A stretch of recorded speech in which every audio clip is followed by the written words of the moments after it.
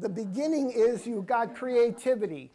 All of you have something that you feel you want to market, and marketing in a greeting card, right? Yes. Okay. So this is the person has gone, this is already a second step. And here is something that she actually has in a finished card, which she did herself on 8.511 paper. I can tell you quickly that you can get a copyright on everything. And you can also get something called an ISBN number. And then that means that for the life of that image, you have a number connected. By the end of this class, you're going to have a feel of what can be done. You get an ISBN number for this tapestry. And the reason why I brought a number of my things is that it can all start from one image, and then it can go to something else. These tapestries and many of the things that I do have led as a result of the greeting card. I do an unsigned, this happened to be signed, but I do an unsigned and a signed version. And the signed version is hand signed by me, put into a cellophane bag and with an envelope. In the back, they get one of these comes, and your number is there, and your image. So the 50,000 subscription people who get this, plus the other 50,000 that pick it up at trade shows, then say, ooh, I like that image. I'll circle it, and then they mail back to you directly that you would want something like this. The way I look at it is I'm going because I'm a visual person. I also write, and I have 6 books of poetry published. Okay, this is the image that I'm selling, blank inside. Yeah. And does it increase sales? It makes it easier for somebody who is just looking, because this is what you're going to look.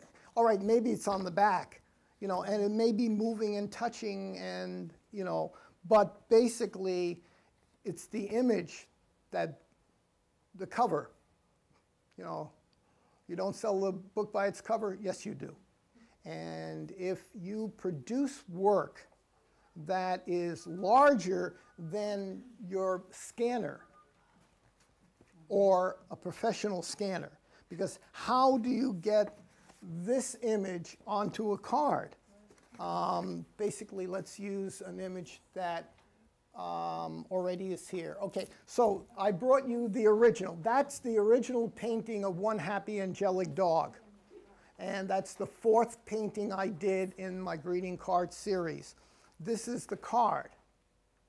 Okay, so how do I go from this to this?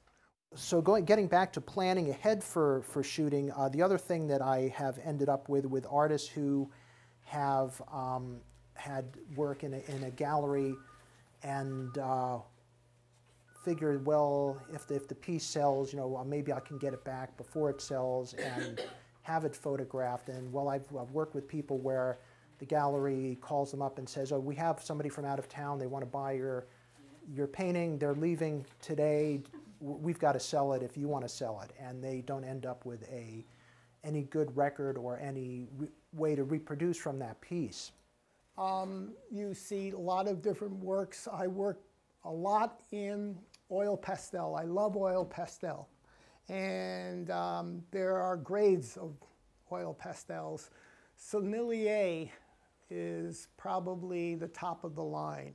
And it's beautiful. It's like working with butter. If this is what you've chosen to do, and give American greeting cards a run for their money, or the local, little portal is a company locally that is fairly successful. If you don't want to do all of this yourself, take the slides a little cover letter, a little, brochure or what have you.